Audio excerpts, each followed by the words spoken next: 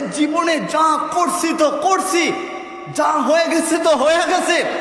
যদি মানুষের হক নষ্ট করে থাকে তাহলে ওইটার যদি ক্ষমা চাইতে পারি তাহলে ক্ষমা চাই নিলাম, যদি না পাই তাইলে রব্বে কাবার দরবারে ক্ষমা চাইব। বলে কি কইরা ক্ষমা চাই?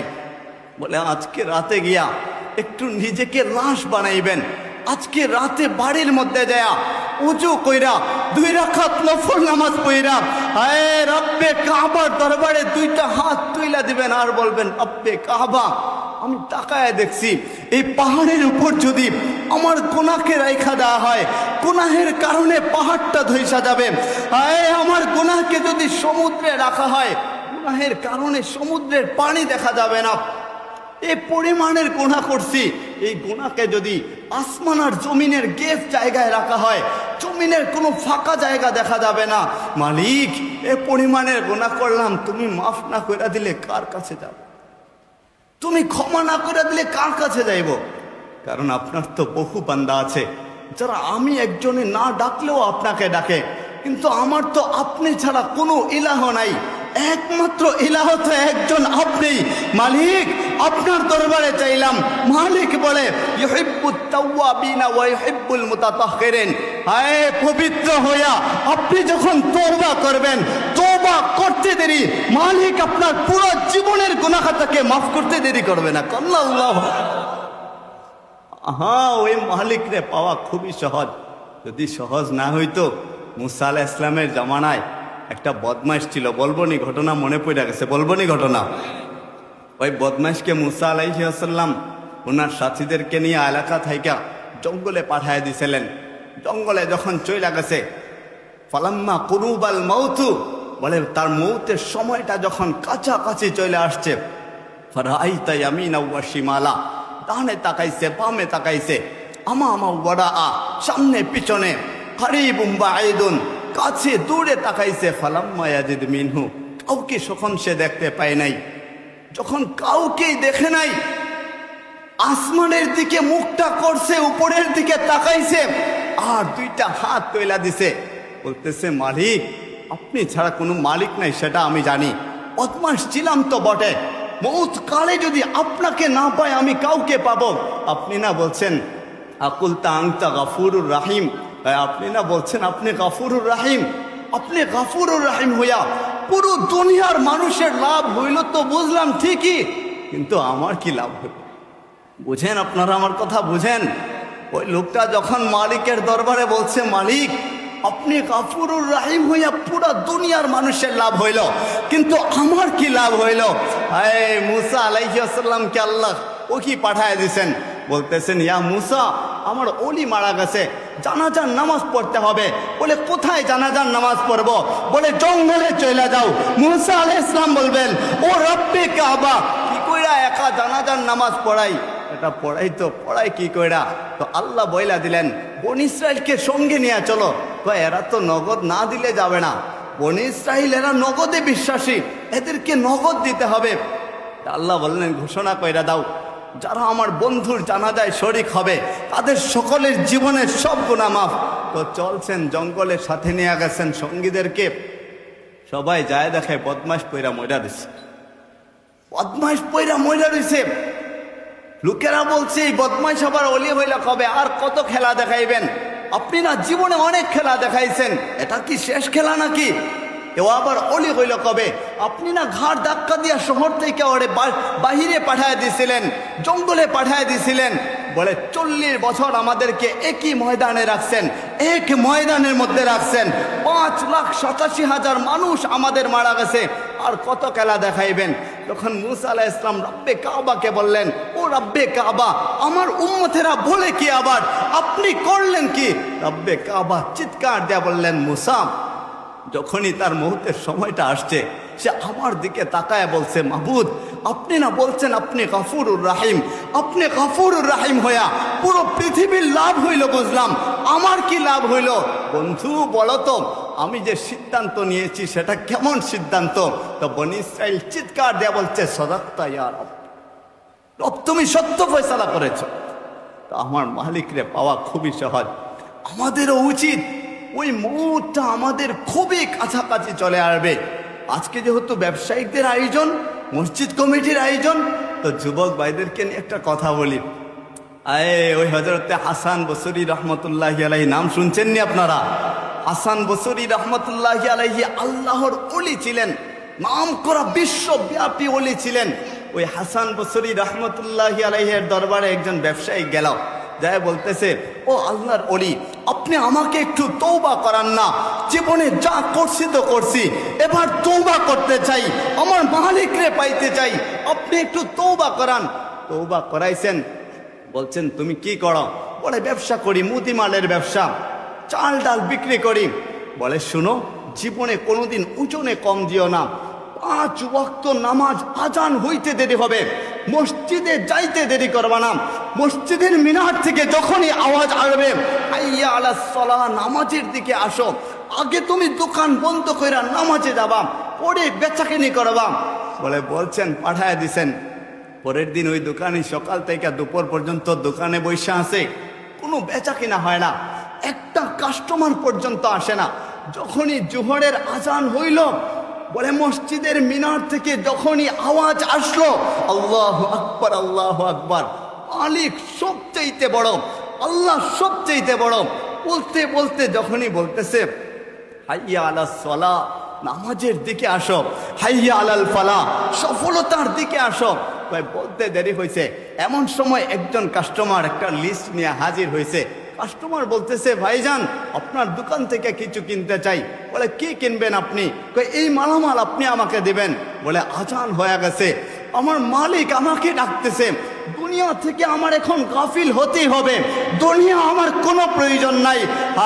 ওই আজানের সময় কাস্টমারকে তাড়ায় দিছেন আর বলছেন, দেখো ওই যে পাশে একটা ইহুদির দোকান দেখা যায়, ওর দোকান থেকে তুমি ক্রয় বিক্রয় করে নাও। তো গেছে ইহুদির দোকানে, ইহুদি মনে মনে বলে, কেমন দোকানদার হয়েছে, নিজের কাস্টমার নাই, আবার একটা কাস্টমার পায়া তাড়ায় দিছে, ও আবার নামাজি হয়েছে, নামাজে যাওয়ার জন্য কাস্টমার তাড়ায় দেয়। আপনারা বলুন তো, আমাদের সমাজে এইরকম খোঁচা দেওয়া দোকানদার আছে না নাই? চিৎকার দিয়ে বলেন, আছে না নাই? নামাজ একটু পড়লে বলে ও আবার নতুন নামাজি হয়েছে, এটা বলা যাবে না, তাকওয়ার খেলাফ হবে। তো গেছেন উনি মসজিদে, যায় নামাজ পড়ছেন, নামাজ শেষে সুন্নত পড়া মসজিদের এক কর্নারে বৈশা মালিকের দরবারে 2টা হাত উঠায় দিছেন আর মালিকের দরবারে কান্নাকাটি করতেছেন, আল্লাহু ইয়ারযুকু মাইয়াশাউ বিগাইরি হিসাব। ওই মালিক যাকে চান বিনা হিসাবে রিজিক দান করতে থাকেন। তো গেছেন দোকান খুলছেন, নামাজ শেষ কইরা যখনই দোকানটা খুলতে দেরি হয়েছে, 2জন কাস্টমার লম্বা একটা লিস্ট নিয়ে হাজির।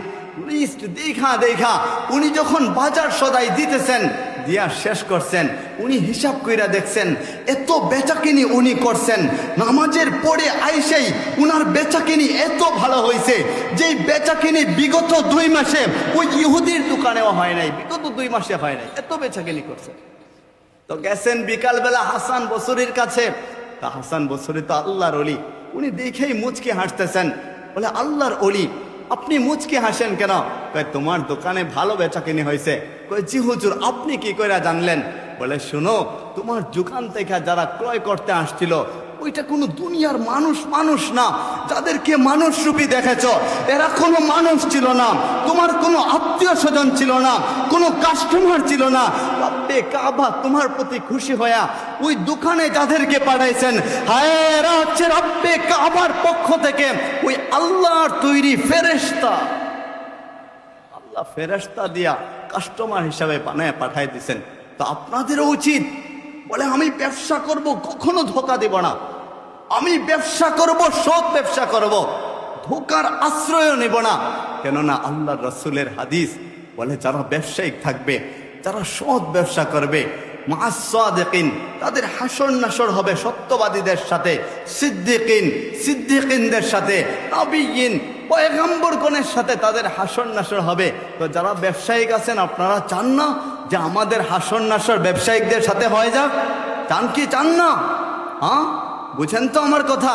ওই রব্বে কাবা বলেন, তোমার দুনিয়ায় জন্ম হওয়ার পর থেকে প্রত্যেকটার ক্ষেত্রেই আমি তোমাকে ভালোবাসি, তবে তোমাকে পাঠাইছি শুধু আমাকে পাওয়ার জন্য, আমাকে কাছে নেওয়ার জন্য। মালিক দৈনিক 5 বার আমাদেরকে ডাকতে থাকে, আসো নামাজের দিকে। যখনই ফজরের আজান হয় মালিক তাকায় থাকে, আমার বান্দাটা এশারের নামাজ পড়ে নাই, এবার দেখি না আমার কাছে আসে কিনা। মালিক তাকায় থাকে, যদি আসে নামাজে যখনই যায় আর মালিক চিৎকার দেয়া বলে, তুই আমাকে সেজদা দিবি।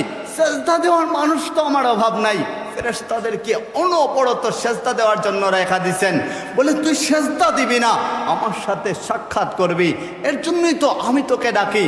কিন্তু আমাদের তো তখনও সময় হয় না। যখন জোহরের সময় হয়ে যায় মালিক তখনও আমাদেরকে ডাকতে থাকেন, তখনও আমাদের সময় হয় না। যখন আসরের সময় হয়ে যায় ওই রাব্বে কাবা আমাদেরকে ডাকেন, বলে 3 বেলা নামাজ পড়িস নাই, 2 বেলা নামাজ পড়িস নাই, কোনো অসুবিধা নাই, আমার দরবারে আয় না, আসতে দেরি হবে, আমার দরবারে চাইতে দেরি হবে, তোর জিন্দেগির গুনাহটা আমি আল্লাহ মাফ করে দিতে দেরি করব। আল্লাহ মাফ করে দিবেন। তো আমাদের মউতটা সন্নিকটে, কুল্লু নাফসিন যায়কাতুল মাউত, প্রত্যেকটা প্রাণী কিন্তু মৃত্যুর স্বাদ আস্বাদন করে। আমাদের তো এমনও হতে পারে, দেখেন না এই সময়টাতে গত 2 বছর 3 বছরে শুধু যুবকদের মৃত্যুর মিছিল যেন হয়ে যাচ্ছে, একের পর এক অ্যাক্সিডেন্ট হয়ে আমাদের যুবক ভাইরা মারা যাচ্ছে। এমনও তো হতে পারে আজকে আমি এখানে উপস্থিত হয়েছি, আগামীকালকে আর এই এলাকায় থাকবো না, আমাদের অবস্থানটা হয়ে যাবে কবর। বলে এর জন্য মালিকরে আগে কাছে টাইনাই না, ওই মৃত্যুর ভয়টা মনের মধ্যে রেখা, মালিকরে কাছাকাছি রেখা, ওই খবরের মধ্যে প্রিপারেশন নিয়ে প্রস্তুতি নেওয়া তখন যাব। কেননা আমাদের জন্য একটা বাহন অপেক্ষা করে, ওই এমন একটা বাহন যে বাহনের মধ্যে মানুষ কখনো উঠতে চায় না, এমন 4 পাওয়ার একটা বাহন যে বাহনের মধ্যে কখনোই মানুষজন যাইতে চায় না, নিজের উচ্ছায় কখনো উঠে না। হায় ওই বাহনটা তো এমন বাহন যে বাহনের উপরে আমাদের আত্মীয় স্বজনগণ চুট পূর্বক আমাদেরকে তুইলা দিবে। এমন যদি হয়ে যায়, একবার কল্পনা করেন না, আপনার ছোট বাচ্চা সন্তানটাকে ঘরে রেখা চলে আসছেন, আপনার মুডটা হয়ে গেছে, ঘরে যখন আপনি যান আপনার ছোট বাচ্চাটা আপনাকে ঝড়ায় ধরে থাকে, বাবা বইলা কাছে আসে, আব্বু বইলা কাছে আসে, ঝড়ায় ধৈরা ধৈরা ঘুমায়। আপনি সন্তানকে না ঝড়ায় ধরলে আপনারও ঘুম আসে না। যদি আপনার মৌতের সময়টা চলে আসে, যদি আপনি মহিলা যান কোনো এক কারণবশত, এমনও তো হয় বাবা মহিলা গেছে, কিন্তু লাশটাকে যখন রাখা হয়েছে ছোট বাচ্চা সন্তানটা লাশের পাশে শুয়া আর বাবাকে বলে, বাবার মুখটা একটু সরায় আর দেখে বলে, বাবা কেন তুমি কথা বলো না? মাকে চিৎকার দিয়ে বলে, মা আমার বাবা কেন কথা বলে না? বাবার কি হয়ে গেল? বাবা না আগেই আমার সাথে কথা বলছিলেন, এখন কেন কথা বলছেন না? বলো না মা বাবার কি হয়ে গেল? এমন যদি হয়ে যায় মুহূর্তের সময়টা চলে আসে, আপনার আদরের স্ত্রী রমণী ঘরের মধ্যে সারা দিন যে আপনার জন্য অপেক্ষা করে, বাড়িতে যখনই আপনি রাতের বেলা যান স্ত্রী 1 গ্লাস পানি আগায়া দেয়, আপনাকে ঝড়ায় ধরে, ওই স্ত্রী যখন চুকের পানি ফেলা ফেলা কান্না করবে, আপনার আদরের জনম দক্ষিণী মা ঘরের মধ্যে থাকে। আর মসজিদের মাইক থেকে যখনই এলান হবে যে অমুকের জানাজার আর মাত্র 10 মিনিট সময় বাকি আছে, 20 মিনিট সময় বাকি আছে, আপনার মা যখন শুনবেন, মা কি আর সহ্য করতে পারবেন নাকি? কান্নায় বুকটা ফাইটা যাবে। স্ত্রী যখন শুনবে, হায় স্ত্রীটাও সহ্য করতে পারবে না। আপনার সন্তান যখন শুনবে, সেও তখন সহ্য করতে পারবে না। চিৎকার আর চিৎকার সবাই ঠিকই করবে। আর ওই 4 পাওয়ালা বাহন আমাদের বাড়ির মধ্যে লোকজন তাড়াতাড়ি কইরা নিয়ে আসবে। যদি বাড়িতে কোনো ভাই থাকে, দৌড়ায় দৌড়ায় বাজারে যাবে আর যায় বলবে, ভাইজান আমার ভাইয়ের জন্য, আমার বাবার জন্য, মায়ের জন্য দেন না কাফনের কাফন, আমার ভাইটা মরে গেছে, মা মরে গেছে, বাবা মরে গেছে, সহ্য করতে পারে না, দৌড়ে দৌড়ে কাফনের কাপড়টা নিয়ে বাড়ির মধ্যে আসলো। বাড়ির মধ্যে আইসাই আপনার আদরের ছোট বোনটা বাড়ির আয়না দেয়া দৌড়ায়। বলে কেন দৌড়াও তুমি? ভাই বড়ই পাতা কোথায় পাওয়া যাবে? বড়ই পাতার জন্য দৌড়াই। বড়ই পাতার গরম পানি একত্রিত কইরা প্রচণ্ড শীতের সময় যখন আপনাকে ওই খাটিয়ায় নেওয়া হবে, গোসলখানায় নেওয়া হবে, যেখানে গোসল দেওয়া হবে, তো আপনার ছোট বাচ্চা আঙ্গুল দিয়া ইশারা করবে, কয় আমার বাবাকে কেন এখানে নিয়ে যাওয়া হচ্ছে? প্রচণ্ড শীতের সময় কি করে আমার বাবা সহ্য করবে, কি করে আমার মা সহ্য করবে, কেন এখানে নিয়ে যাওয়া হচ্ছে? তখনের অনুভূতিটা যারা জীবিত থাকবে কেমন হবে? মসজিদের মাঠ থেকে আলান আসবে, লাশটাকে যখনই নিয়ে যাওয়া হবে মসজিদের ওই মসজিদের আঙিনায়, মসজিদ প্রাঙ্গণে যখন নিয়ে যাওয়া হবে, কোনো মাঠের মধ্যে যখন নিয়ে যাওয়া হবে, আপনার মা দরজার মধ্যে ধৈরা ধৈরা চিৎকার দিয়ে কান্না করবে যে একটা ভার সন্তানকে দেখা যায় কিনা। দুনিয়ায় যদি কোনো সন্তানজন বাহিরা দেশে চইলা যায়, বলে প্রবাসে চইলা যায়, প্রবাসে চইলা যাওয়ার সময়ই মা সহ্য করতে পারে না, বাবা সহ্য করতে পারে না, আত্মীয়রা সহ্য করতে পারে না, ওই ক্ষণিকের বিদায়ের জন্যই সহ্য করতে পারে না।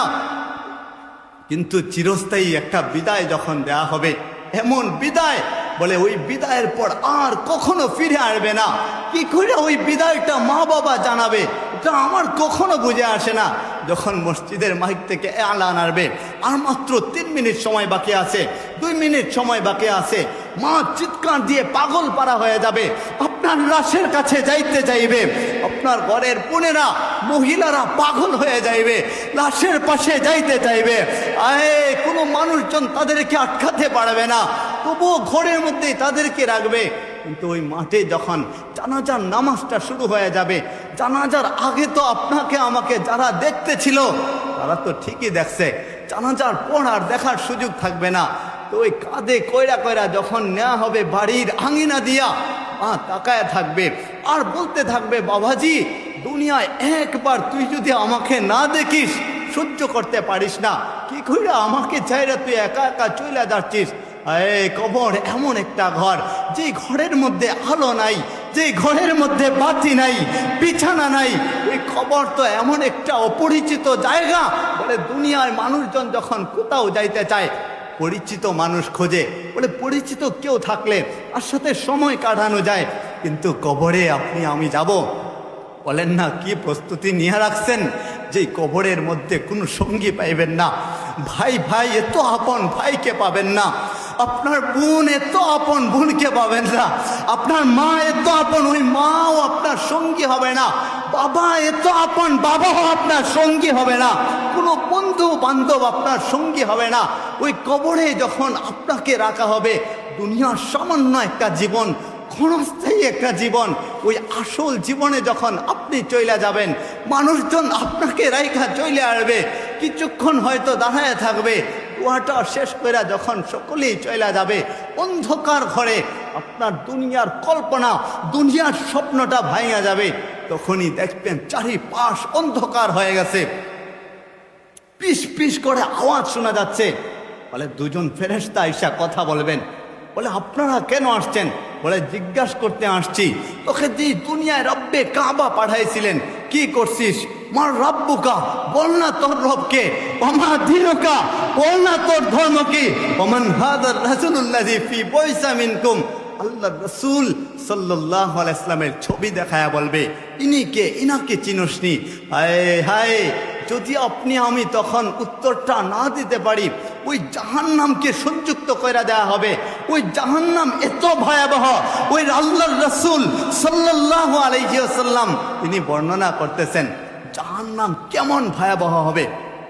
কয় এত ভয়াবহ হবে, ওই জাহান্নাম যখন চিৎকার দিবে, হাসরের ময়দান যখন কায়েম হবে, আল্লাহর রাসূল সাল্লাল্লাহু আলাইহি ওয়াসাল্লাম ছাড়া সমগ্র আম্বিয়া কেরামগণ, সব ফেরেশতা, সারি আম্বিয়া, সব ইনসান চিৎকার দিয়ে বলতে থাকবে নফসি নফসি।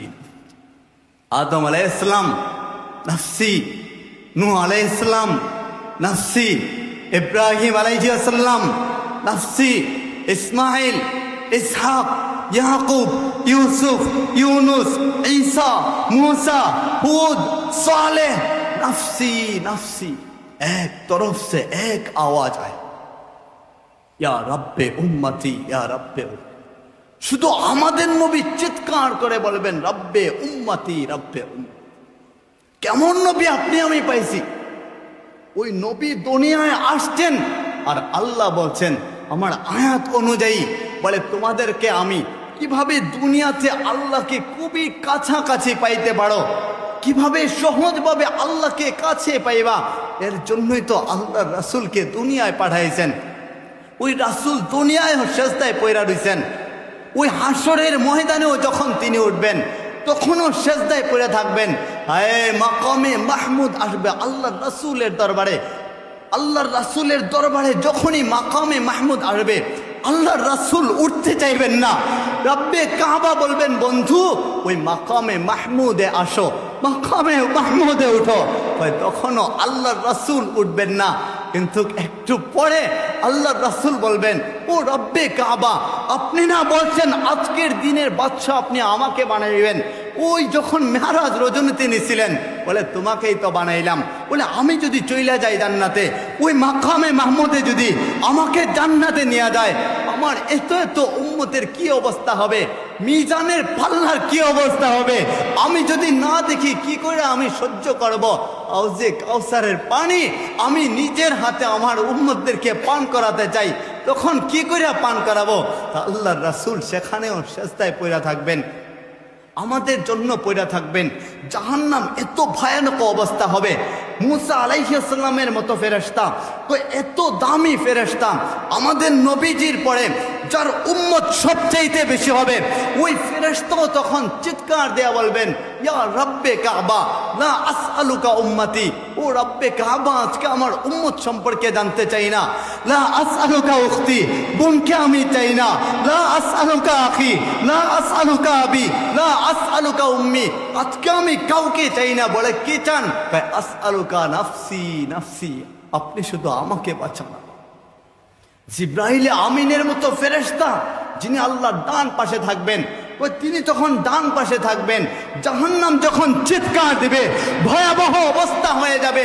আয় অগ্নিকাণ্ড এত ভয়াবহ, বলে 70টা জাহান্নামের মুখ থাকবে, প্রত্যেকটা মুখের মধ্যেই 70,000 ফেরেশতারা টান দিয়া ধরে রাখবেন।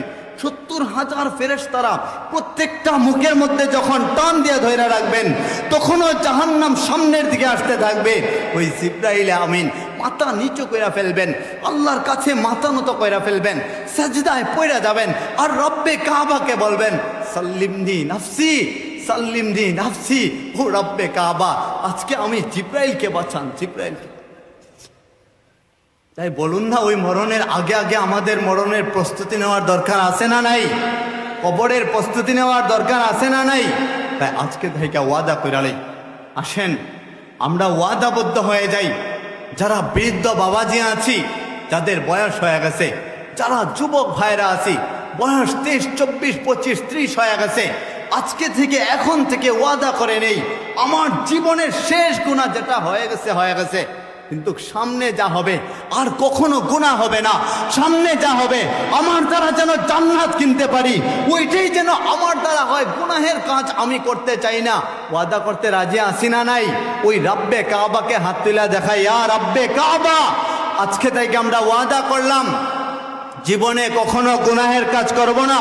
বলেন, জীবনে কখনো গুনাহের কাজ করব না। তওবা করলাম, মালিক আপনি আমাদেরকে পবিত্র বানায় দেন, ওই জান্নাতীদের লিস্টে নামটা উঠায় দেন, আমিন। হাত নামান। আল্লাহ যদি আমাদের হাতকে কবুল করে নেয় তাহলে আর কি চাই?